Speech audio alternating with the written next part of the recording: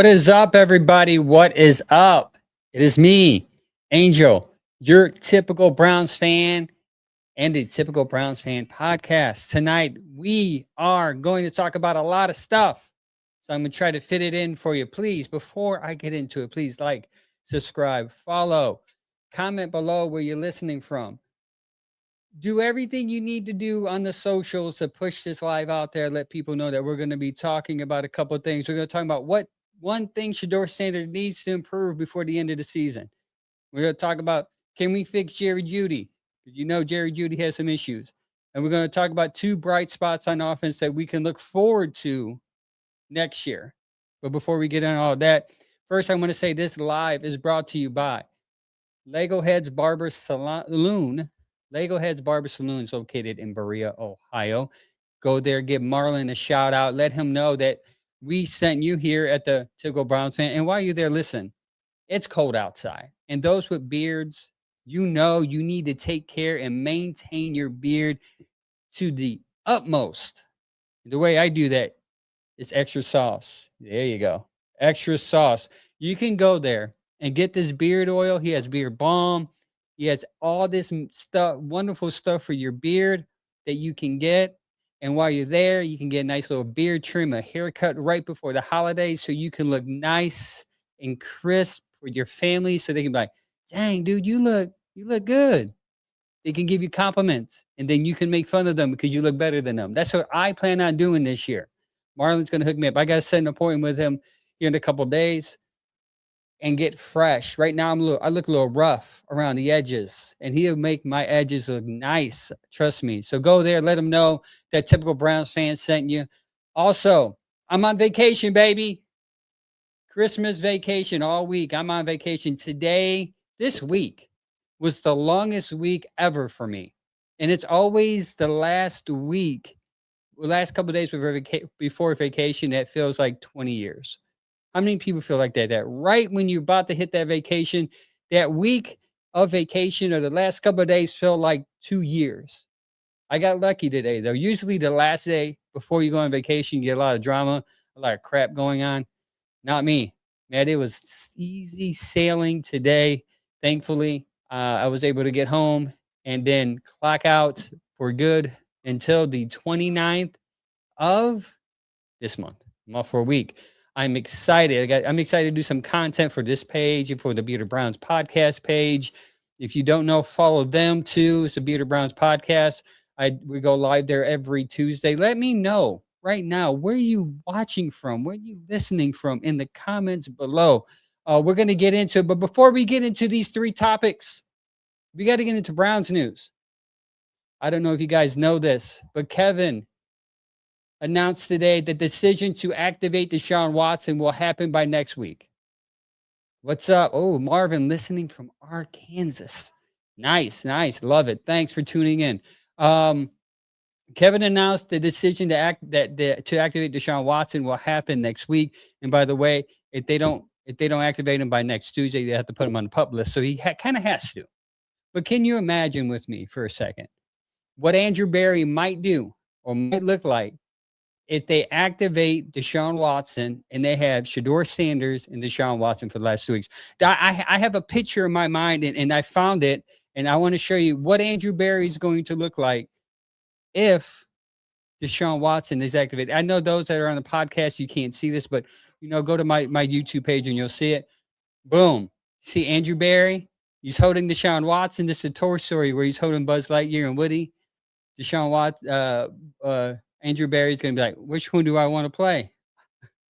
Which one do I play? Do I give the $1 million man his opportunity, or do I give the young rookie who I drafted the opportunity? It's going to be tough sledding for my guy, Andrew Berry, here in the next couple of weeks, even to next year.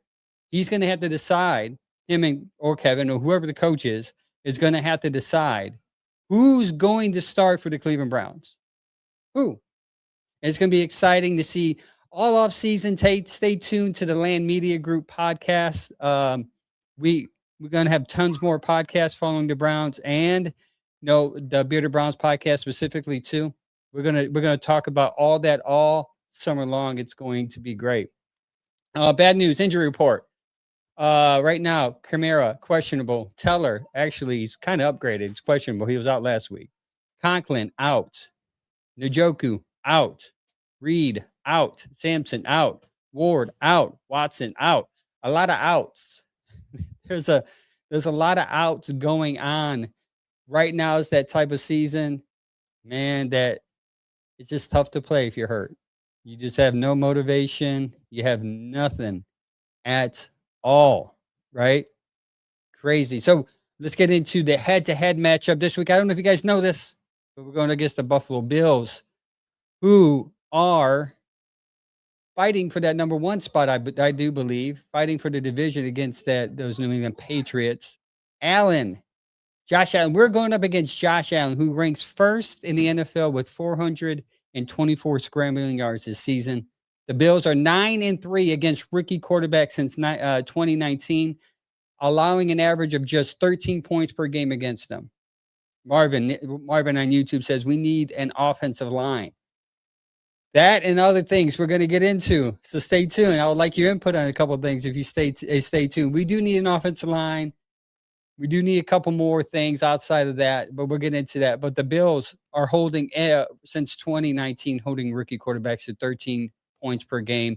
Buffalo forces an average of 2 takeaways per game. 2 takeaways per game against rookie quarterbacks. And we know Sanders right now has 6 interceptions. He has 1 fumble loss against the Baltimore. He almost had 1 loss last week, but they didn't call. They got lucky and they called him down when he wasn't down. But you got to be careful. Nick Bosa leads the league with strip sacks. He's got to protect that ball, man. Sanders got to protect that ball. We're going to get a little bit into Sanders here soon, so stay tuned. But one of many things Sanders has to do, he's got to protect that ball. And here's the thing that worries me. The last 2, 3, 4 weeks, actually all year, but specifically the last 3, 4 weeks, the special teams sucks, right? We have a kicker. He's good. He's pretty solid. Smitty, he's good. He's good. But it's a punt and kick return team. So Buffalo has an edge outside of just the quarterback and the offense and the whole dynamic. I would say just outside of defense, they're not as good as us. But Brandon Davis leads the NFL with 6 kick returns at least 40 yards or more. He ranks 3rd in total kick return yards since week 9 with 745 yards. Guys, I think it's going to happen. I think it's going to happen Sunday. I think the floodgates are going to open on the special teams, and we might just see 1 or 2 punt returns or kick returns ran to the house. I really think this might be the signs of like Bubba Patron really stamping his suckiness on this team, and they're not going to fire him. They seem to write out the coaches to the end of the year. They're loyal to them like that. It's weird, but hey, whatever. Couple things to watch during the game. If you're not a Browns fan and you don't know this, then you're not a Browns fan, right? Myles Garrett needs 2 sacks to be the all-time sack record and get 2 sacks. TJ Watt is 22.5. He needs 2 more and he'll break it. Also, Fannin needs 1 more reception to be the rookie single season Browns rookie single season reception leader, who right now he is tied with Kevin Johnson with 66. 1 more, he'll get 67. Hey, 67. Sorry, I have kids. So yeah, Myles needs two sacks to get the all-time single season sack record. He wants 25. He can get there. I'm a little worried that if he doesn't get some this week, Aaron Rodgers is really hard to tackle. He just is. He gets the ball out quick. He's a smart quarterback. So us going against Pittsburgh is kind of iffy. He definitely will get a couple against Cincinnati because Myles eats the Bengals. But I would like to see him set it at home against Josh Allen just to get it out of the way. Just get it out of the way. And the rest is just it just adds to the lore. Adds to the fact that Myles Garrett will get more. On to the media takes. Mary Kay Cabot. Mary Kay Cabot reported yesterday, that said that Kevin deserves a chance to win. Kevin deserves a chance to coach this football team when he has a quarterback that he can win consistently with. What do you guys feel about that?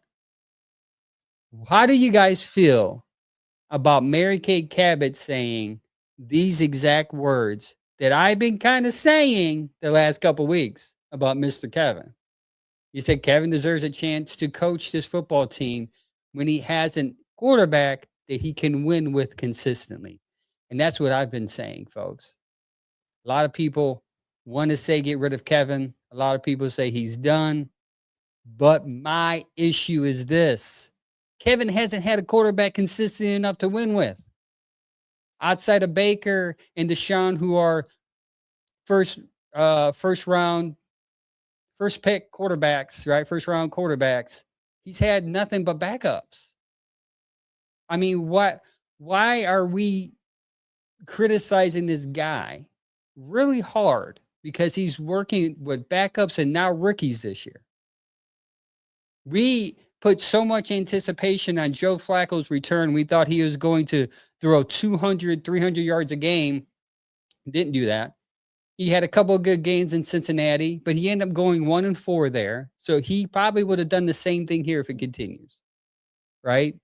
Insane to sit there and place all the blame on Kevin and his inability to coach a team who is shorted on talent on offense, just like my guy here on YouTube said. He said, we need an offensive line. We need receivers. Marvin's telling me on YouTube, hey, man, we need offensive line and we need receivers.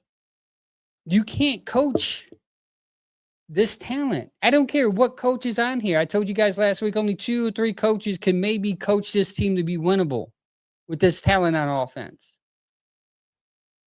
And yet we're not holding Andrew Berry accountable at all because he had 1 solid draft out of 6 years.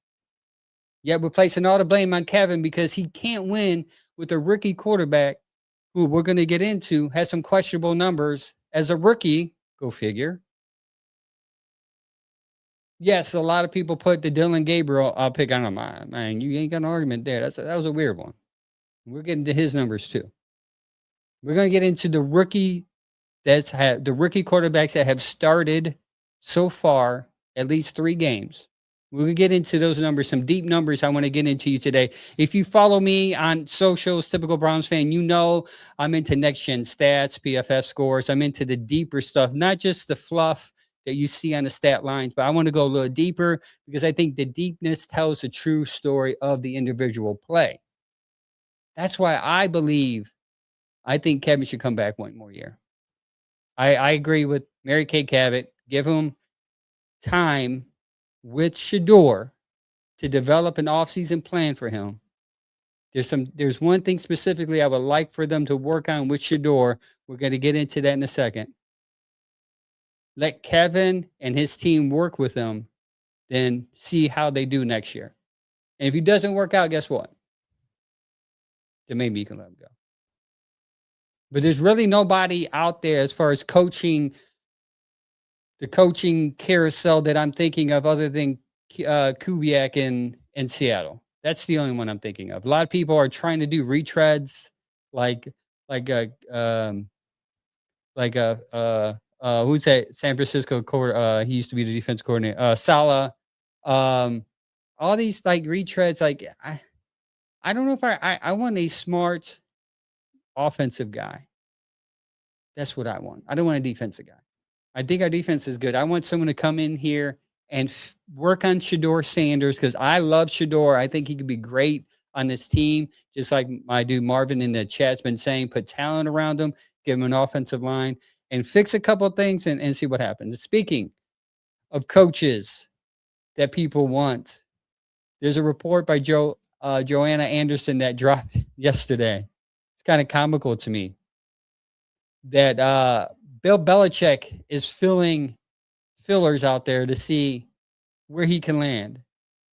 Josana said, I understand Belichick has upper level personal still fond of him in Atlanta, New York, Cleveland. while all struggling teams going through the customary things that they go through. I I don't understand this in general. I don't understand why people think this would be a good thing. I would never understand why people would want Bill Belichick to come back. Anybody that age should not be coaching. Let me show you proof to let me show you proof to in the Raiders game, right? The Raiders team and Pete Carroll. Pete Carroll is not doing well and he's old. I want a young guy, right? I don't need Bill Belichick. I don't need John Gruden. Don't give me any of those guys. Give me if you're going to replace somebody with Kevin with somebody, give me someone younger. Don't give me an old guy that has a retread that has to come in and prove himself and is outdated. But that's my take on the two stories that dropped yesterday. Together, by the way. Like you had Anderson dropped a story about Bill Belichick, and then all of a sudden Mary Kay Cabot comes up with this story about how she feels like Kevin deserves another chance, one more year. Weird to me, right? Nonetheless, that is it. That is your intro, your media takes for today. Let me know what you think in the comments below. Who you would like to see as the coach for the Cleveland Browns if it isn't Kevin next year? James says, "I'm over Kevin, but at this point, give him give him more time with Sanders. We don't have nothing to lose. New coach means new quarterback plus a plethora of other losses we would take. Build around Shador is exactly. I feel that, James. I that's how I feel. I feel like people are saying keep AB, but then you run into the obstacle of AB finding a specific coach that you have to be specific with. Like, we want you to come here and coach our team, but you have to develop this quarterback. And it's hard to get somebody who's up and coming, who's going to be more desirable for other teams, who's going to give him more authority, such as, hey, if we got a high pick, you pick your quarterback. That's all I'm saying.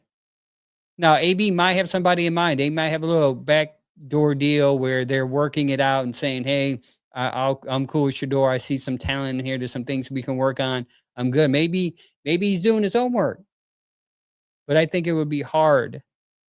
And then you go into the power structure dynamic, right? Which it's been questionable from the beginning with the Haslam's um, after man, I always forget the GM, John Dorsey. Ever since John Dorsey left, because he had the power to hire Freddie Kitchens, right? Ever since then, they're like, we're not giving one guy power anymore because Freddie Kitchen was just a horrible mistake. Freddie Kitchen gave the Haslam PTSD.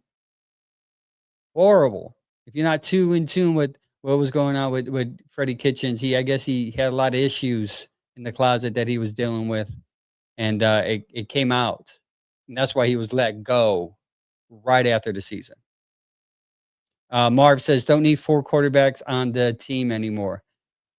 I agree. We don't need we don't need that four quarterback competition. That was probably the most wasted summer of my life as a Browns fan. I went to a training camp and I watched it, and it was just so dysfunctional as a Browns fan, trying to see them working quarterbacks to get reps.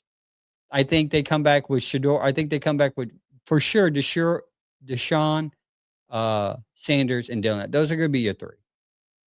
You just, if they don't draft the quarterback high, if they don't get the number one pick, they're going to keep those three. I personally think even if you get the number one pick, you trade back, get some more assets next year to get more talent to build around. If it's not Sanders, then you find a guy, but you have the talent there. What's up, Coleman? What's up? What's up?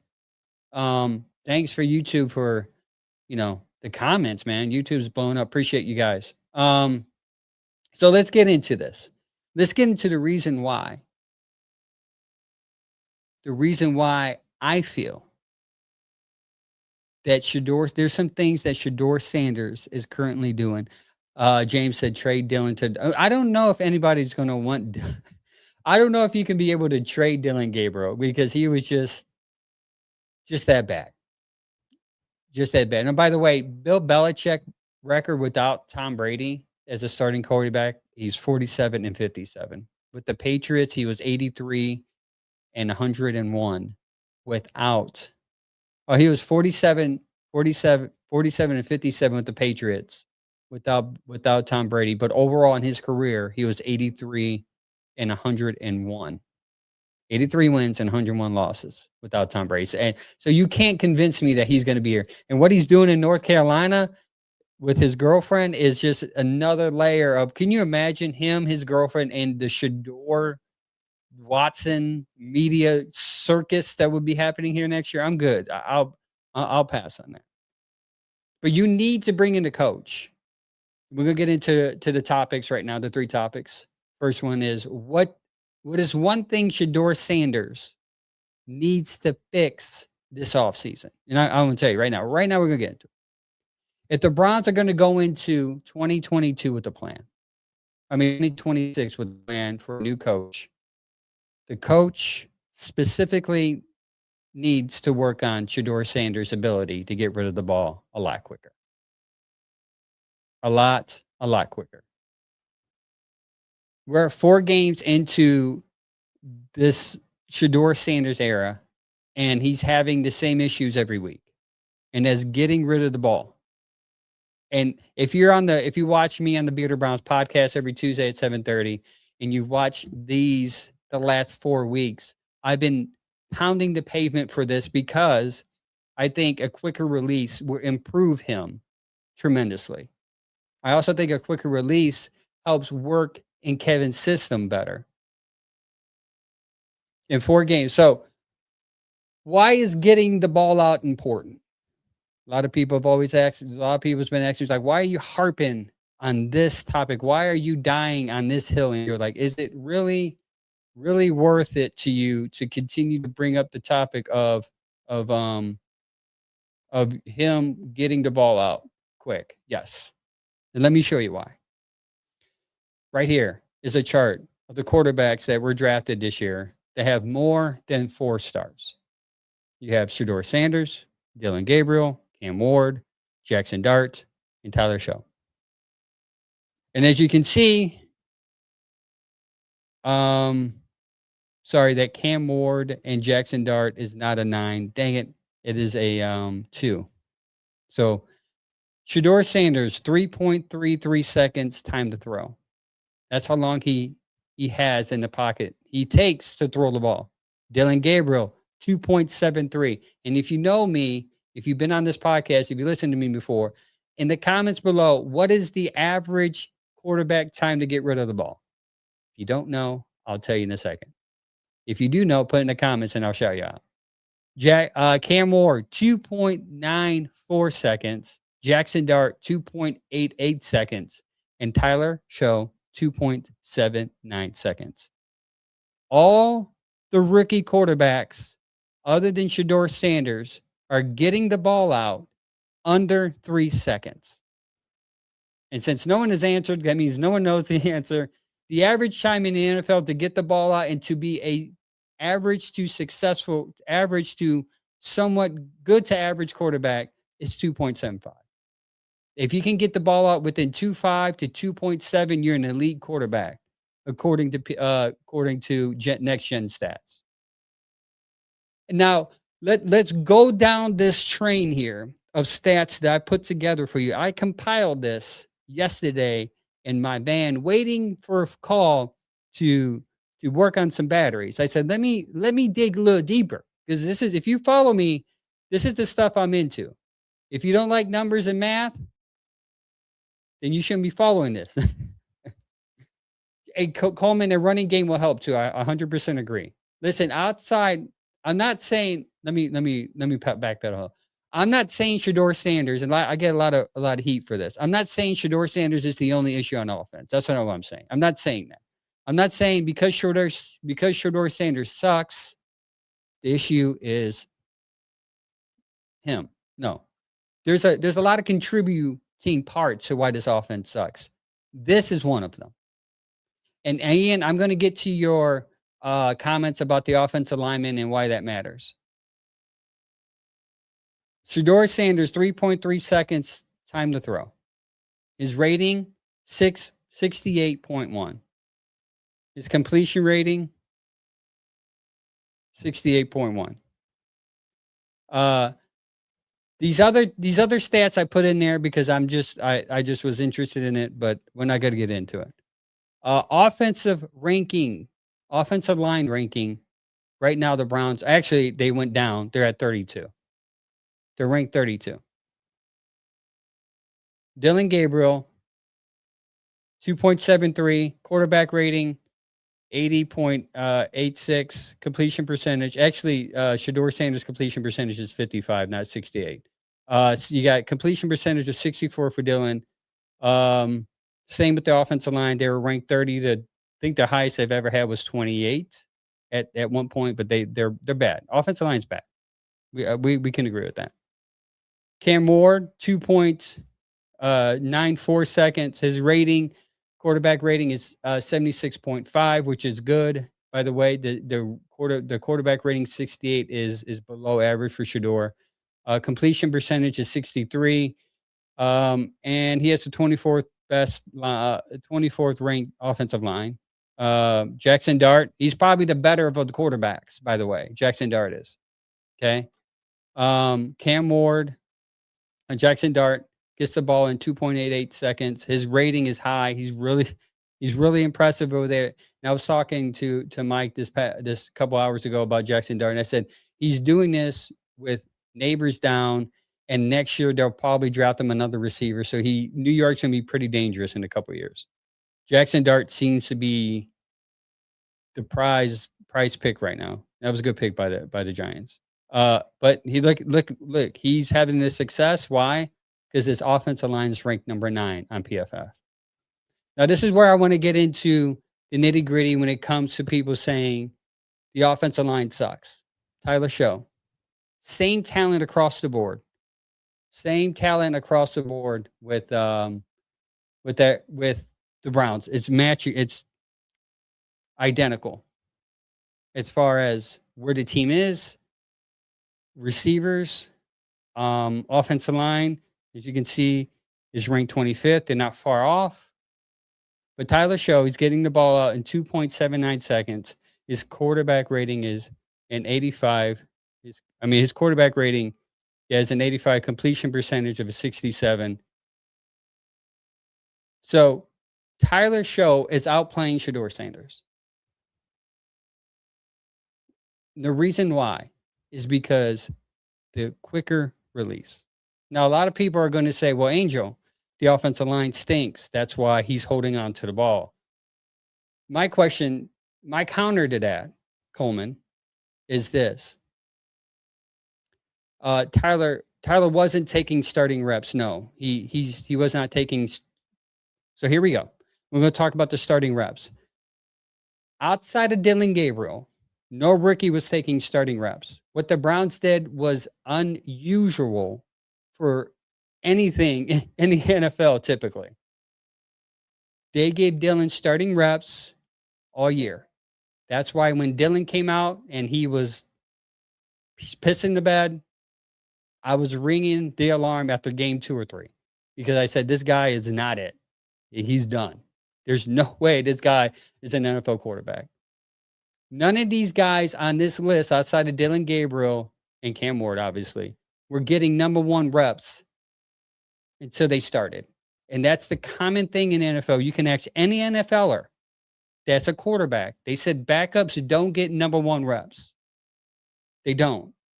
So the argument of any rookie quarterback getting number 1 reps outside of Dylan Gabriel and Cam Ward because he was starting is mute.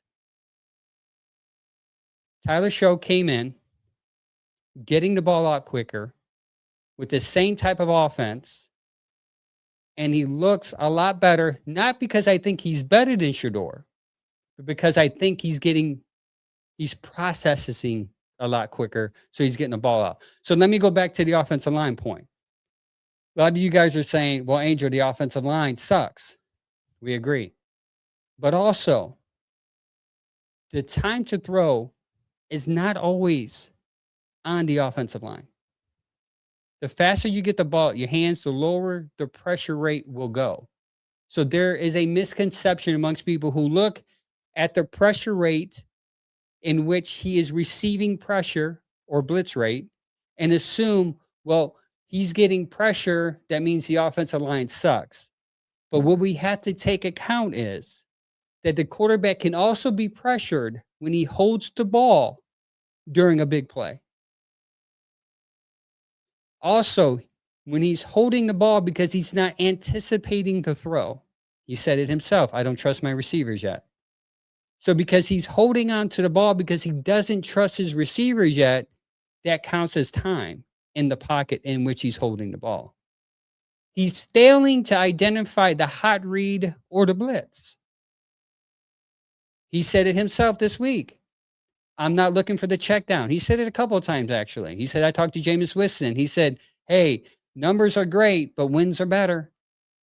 Shador's in his head. He's thinking, hey, I need to hit Bond for this big play instead of taking the check down. The play, specifically against the Chicago Bears, it was 3rd and 10. There were 2 receivers open for a first down. He didn't see, and there was a check down wide open.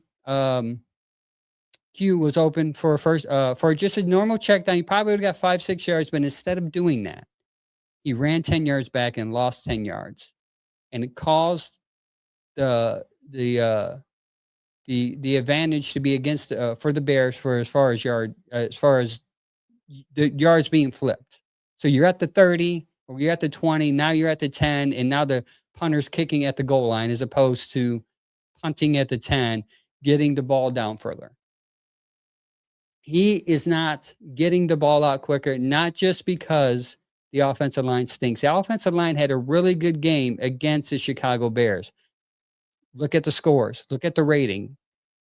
They pass blocked the best they pass blocked outside of the Tennessee game. Shador still held the ball for 3.5 seconds that game. He's just not getting the ball out quick enough.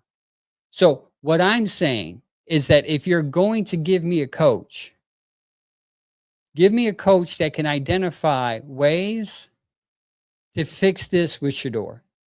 Because outside of that, this dude, this dude's amazing. We've seen it. When he's hot, he hits that long ball. It's beautiful. It's effortless. I felt like when Dylan was throwing the ball long, he was trying to force that ball. With Shador, it doesn't look forced. It's like, I think Cooper called Flacco's ball beautiful poetry. That's how I feel about it. Marvin says the receivers need to be open. We'll talk about that in a second. See, I already prepared because I knew everyone was going to say offensive line and wide receiver separation, right?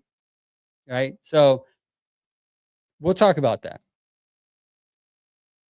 So when we think about pressure rate or blitz or whatever, or him getting plummeted, most of the time, it's not just the offensive line. It's him. He's holding on to the ball too long. He's averaging 3.35 time to throw, 3.35 seconds, and it's the longest hold in the NFL. It's just that it's not all the offensive line. I know we want to blame the offensive line, and that's fine. My issue is when you look at the stats and you look at everything and you start to pick out, hey, he needs to work on this. A lot of Shador fans get like offended. It's like, no, like he's not the perfect specimen right now. Like we thought he was, right? Most of us thought maybe he can be something special. He is, he can be, but he has some things that he still needs to work on. And that's okay to admit. Like we can sit around the circle, still root for Shador and still say, you know what, there's a couple of things I need him to work on. I need him to get rid of that ball a little quicker. And I need him occasionally to hit the check down. I just need him to do it. Okay. But elite quarterbacks reduce pressure by throwing with anticipation, trusting his receivers, trusting timing routes, taking the check down, and knowing that when the play is dead. And that is where I'm going to end this topic here, because I feel a lot of people say, well, it's the offensive line. It's the offensive line. I agree. If it's the offensive line, then why is he still holding on to the ball and not getting rid of it? Why? Why is he holding on to the ball when the offensive line's coming in? He still looking downfield to get that big play in. That's what I'm saying. This is the thing he needs to work on. Know when the play's there and know when the play isn't. He's improved, by the way, dramatically. He's no longer running backwards like he did in Colorado. He's stepping up in the pocket a lot more than I thought. That's something he's improved on his game. Stepping up in the pocket. He's not taking big sacks outside of that Chicago game. And obviously the Ravens, people so talk about that. Like he's coming off the freaking bench cold. Like, let's not bring that game up. I don't even think about that game when it comes to his stats at all. But this is just one thing I want him to work on.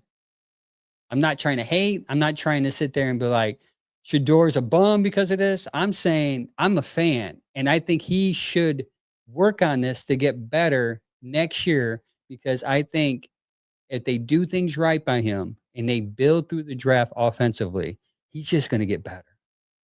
He just is. Next topic. Speaking of receivers, right? Speaking of talent, how do we fix Jerry Jeudy, guys? How in the world do we fix Jerry Jeudy? I don't understand what's going on with this guy. He was complaining that he's open, and when he's open, he doesn't catch it, or it goes through his hands, and defenders catch it. I don't understand. Like, we had this thought. Well, I do understand. I understand what's going on with Jerry Jeudy. I'm just speaking in hypotheticals. A lot of people are like, what's going on with Jerry Jeudy? He's just Jerry Jeudy is just Jerry Jeudy. He's always been this Jerry Jeudy. Havana said, sign Josh Gordon. He'll light it up. Man, Josh Gordon, the Josh Gordon years was amazing, right? Like, I wish he would have stayed sober, because that dude would have been Hall of Fame bound for sure. For sure. Brad Money says Shador gets first round pick critiques after he was punished and bumped to the 5th round. They denied him reps with the first team. Brad Money. Every rookie quarterback gets denied first team reps until they start. Why are we not understanding that? Outside of what they did with Dylan Gabriel, if he would have went to another team that had a starter, he would have not had first team reps, because the starter gets all the reps. It's every quarterback that's played in the NFL said this. I'm not saying this. I'm just repeating what every Josh McCown, Chase Daniels, everyone has said this. And for some reason, all the people that love Shador are not hearing this aspect of the argument. He got first team reps when he was a starter. Was that stupid?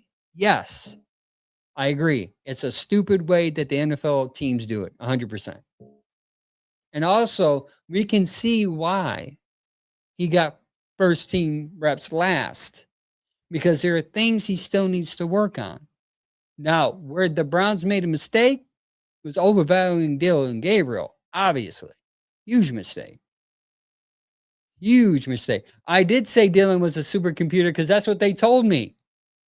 I saw a little bit of it in college. They lied to me.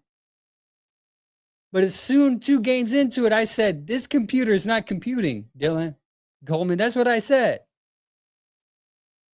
I was quick to change after 2 games. I said, I'm ready for Shador. So bring the facts, Coleman. Bring the facts.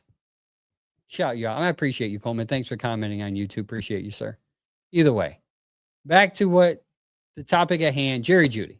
So a lot of people are surprised that Jerry Jeudy sucks, but here you go. Since 2020, he was drafted. He has a 17.6 drop rate, the highest percentage of any receiver with at least 100 targets that season. As a rookie, people say, hey, he's a rookie. Give him a break. In 2021, it dropped to 5%. 2022 went back up to 8.1%. In 2023, which was the year before he was traded, it dropped to 6.8%. And in 2024, The year in which he had 1,000 yards, the year that he was here last year, he had a 9% drop rate. That was his highest since his rookie year. He led the league with 13 drops. We completely ignored it. Other than on the Bearded Browns, we brought it up. On the Bearded Browns podcast, we said, I'm still a little concerned about his drop rate. But because he had a high output, a lot of people kind of ignored that. Because he had I think he had close to 90 receptions for 1,000 yards or something like that. But this year, it's worse. He has a drop rate percentage of 22.2 when on target passes go his way. It's bad, man. It is bad with Jerry Jeudy. So how do we fix Jerry Jeudy? Well, you can't fix Jerry Jeudy. What you can do is cover him up, right? You have to cover up Jerry Jeudy. You got to put a Band-Aid on Jerry Jeudy. How do you do that? You have to limit his reps. And how do you do that, folks? How do you limit your number one receiver's reps? Who's number one right now? You draft another number one to make him number two, probably number three at some point. The Browns need to draft a receiver, a number one, a dog, a guy that can catch whatever is around his area. They need to slowly get away from Jerry Jeudy. Sign Gary Coleman. Corey Coleman. No. Yeah, Corey, man. That Coleman guy, he was Baylor, speed, but no hands. And that's the typical Browns pick, right? Like they even Schwartz was the speed and no hands. Like Browns organization, no matter who the GM was, has always been enamored by speed, but they ignore the fact that they can't catch. They're like, well, if they get him, maybe he'll catch it. Just let him run. I agree, Taurus. He said he should be number three. I would say at least 2.5 to 3. Like I would say put him in a slot, but he might drop the ball in the slot. So I think we slowly need to get away. I think you draft Tate. You get Tate, match him up with Tate, or I'll be okay with Tate or Tyson. You draft an offensive lineman in the first round. You go right back into the second round, draft the best offensive lineman as possible, and then draft another receiver. You get 2 receivers, 2 offensive linemen with your first 4 picks. You do exactly what you did in the draft this year, but with offense. You just have to. And this is why, for me, it's important for the Browns to develop Shador the Shador needs to work on certain things these next 3-4 games, because I don't want them to be tempted to think they need another quarterback.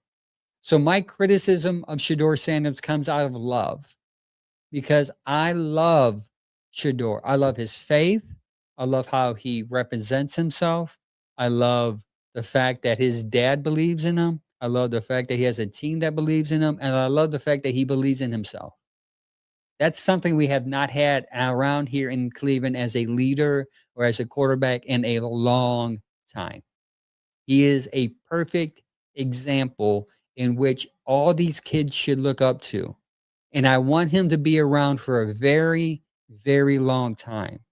So it's kind of like, I don't know if your parents out there, but we all don't have favorite kids, right? But you have a kid that's good at something, so you're a little harder on them to get them to be a little better. I want Shador to take care of this. I want Shador to take care of the ball, throw the ball away if there's nothing there. Don't force anything. Take the check down and just learn to play the game as a game manager for the next year or two so he can be done and solidify himself as a starter in this league with my favorite team. My favorite team, the Cleveland Browns. Okay? So let's move on from that, because we're going to go Jerry Jeudy. And even though Jerry Jeudy sucks, there's still 2 bright spots. This is the last topic of the night. There's 2 bright spots on this offense that we can talk about. First, we'll go with Fannin. Fannin Jr. Fannin Jr., my gosh, is a awesome talent. Is he not? 3rd round pick. Chad said the original 3rd round pick is we got Dylan in 3rd round, unfortunately. Dylan, Fannin has the opportunity to break a record that hasn't been broken since 2000. 2000. Yeah, it'd be 26 years. Oh no, 99, 2000. 20 something year record of rookie receptions set by Kevin Johnson. Um 67, 66 receptions he is tied with. Um 67 is the record. Right now he has 66 and he probably will break it against Buffalo. But this kid is nothing but special. Right now, he's sitting at 66 receptions, 99 targets with 667 yards. He's averaging 10 yards per catch. He has 4 touchdowns. Week 12, in week 12 against the yeah, I'm just reading. Yeah, he's wow, he's good. Week 14, 8 receptions against the Titans on 11 targets for 114 yards and 1 touchdown. That was his breakout game. Week 15 against the Bears, 7 receptions on 14 targets. Like, that's a lot of targets, guys. And we're going to talk about that here in a second. I think part of Shador's issue right now is that he's looking at Fannin a little too much. And Chicago figured that out.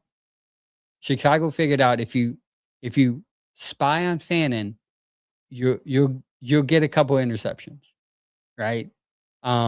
And that's what happened. They spied him. They kept a guy on him. They played a little off him. And when Shador went to him, they were able to get 2 picks that were intended for Fannin.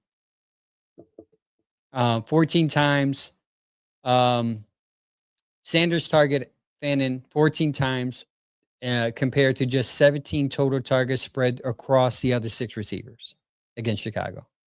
So 14 times just him, 17 times for the rest of the receivers. That's a 45% of his passes going to one player. Almost half of his passes were going to. Do you see why the Bears were ready for a couple of those passes? Insane. You see, the Bears keyed in on this and Sanders never adjusted. And that's never adjusted. That's something as a rookie you have to understand. That if you see coverage on the guy that's number 1 receiver, he's not there, throw it out. I don't think Judy's the number 1 receiver. That's why I said cover him up. Because now it's Harold Fannin stepping in. I think Harold obviously is stepping in to be the number 1 receiver as a tight end. And it's amazing to see that we drafted this kid in the 3rd round and he's clearly lighting it up. Yards after contact, 310 yards after contact from his reception. So he catches the ball and he's got out of 600, how much total yards does he have? I said, he has 329 yak yards. That's 3rd amongst the NFL rookies and 5th among all tight ends. He's averaging 5.3 yards after the catch per reception. Insane. 310 yards after reception. That is, he's breaking tackles. He has 310 yards after contact from receptions from breaking tackles. 6 broken tackles on receptions, tied for 3rd amongst the NFL. Insane. I can't even, I didn't even, it's hard to even put into words. I'm kind of like dumbfounded, but him coming here in the 3rd round from Bowling Green, I thought he was going to have some struggles early. But I feel outside of there's some drop issues he has. I didn't get to look into his drops. I should have, but he does have some drops. I think he has been nothing but stellar for this team. I think he's going to be the rookie of the year for this team. Actually, you know what? Carson might be. I lied. No, I keep on forgetting about Carson Schlesinger. He's going to be close. He's going to get close. At least the offense, he'll get the offense rookie of the year on this team. But yeah, he's good. The second guy I want to talk about is Bond. A couple weeks ago on the Bearded Browns podcast, I said, start looking out for Isaiah Bond Jr. because I feel like him and Sanders are connecting well with that deep ball. 52-yard completion to Sanders and Sanders' first start versus the Raiders, 52 yards. He had another 42 and a 47 versus the Bears in week 15 last week. So last week against the Bears, 18 targets, 9 receptions, and 137 yards was credited to Bonds and Fannin. That's insane. That's 90% of your offense. 14 targets, 7 receptions for Fannin on 48 yards, 2 receptions for 89 yards for Bond. He had 4 targets. That is encouraging to see. That's encouraging to see that you have a guy who is an undrafted free agent making an impact on your offense this early. And then you have a 3rd round pick who's a tight end making impact on offense this early. Now, if you fix the offensive line like we were talking about earlier, you can add Junkins to that mix, because he had a good first half, but now he's averaging like 2.3 yards per carry because people are just stacking the box.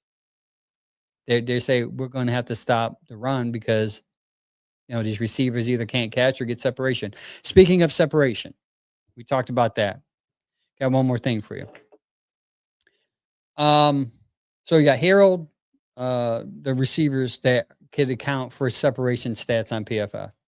Harold, Fannin, Tillman, Njoku, Bond, and Judy. Okay, those are receivers that had enough snaps this year that you can account. We're going to talk about separation percentage.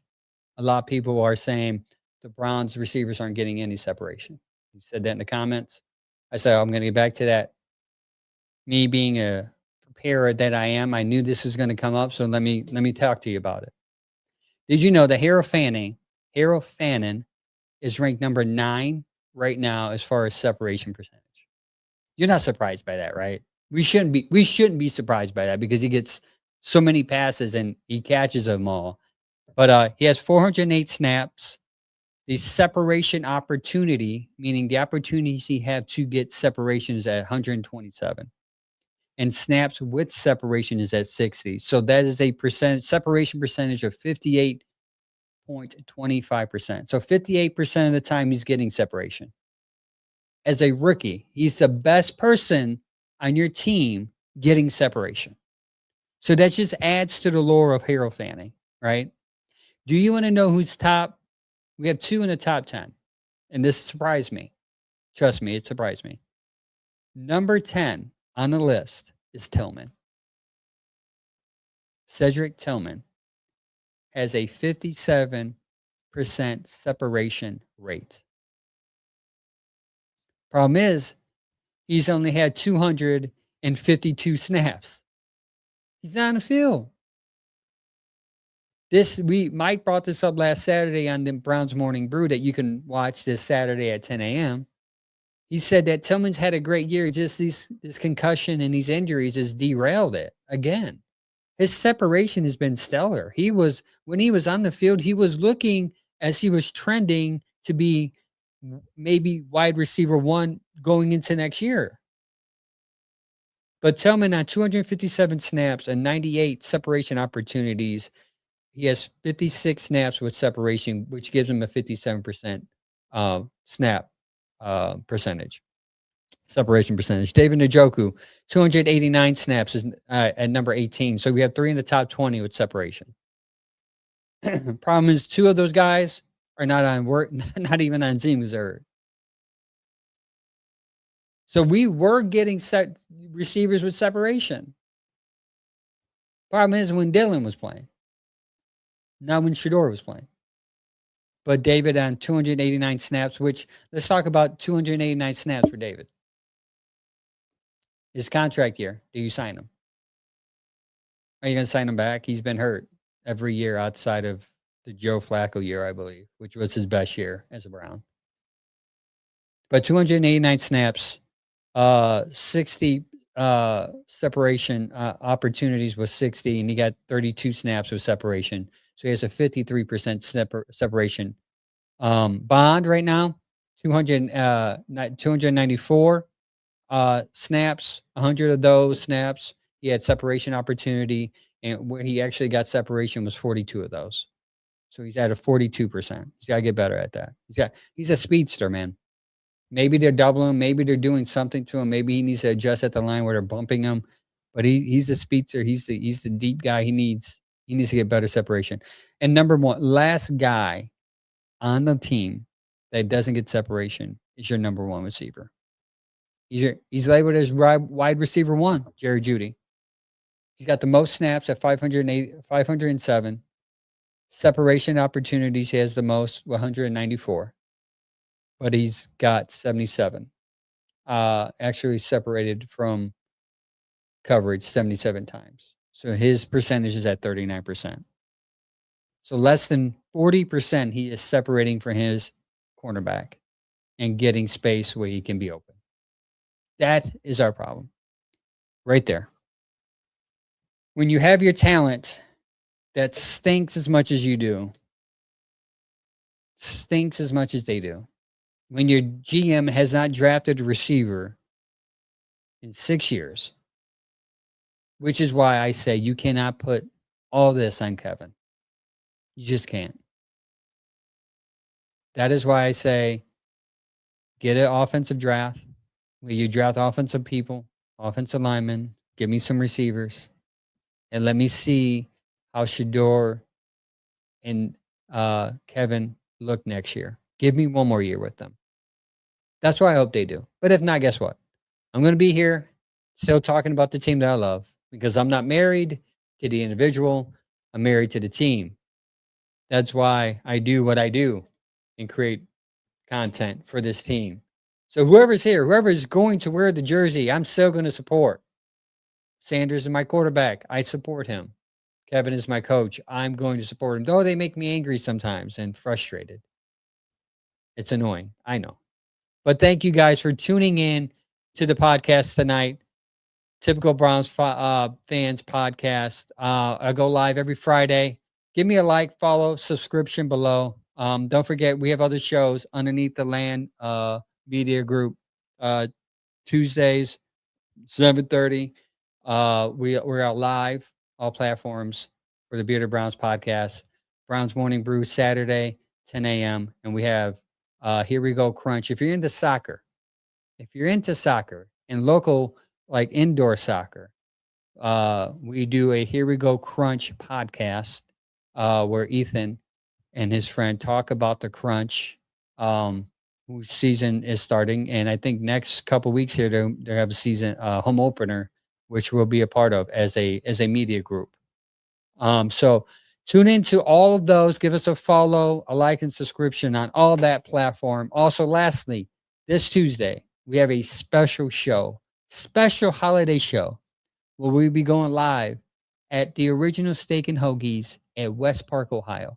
And we have a special gift for you for the Bearded Browns podcast.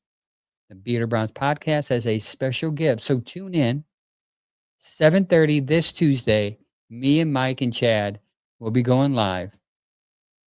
And most importantly, we'll be going live at a food spot. So we get to eat while we talk. It's going to be great. We'll see you Tuesday, 7:30, live all platforms. Until next time, keep barking, keep believing, and keep being that typical Browns fan that you are. Go Browns.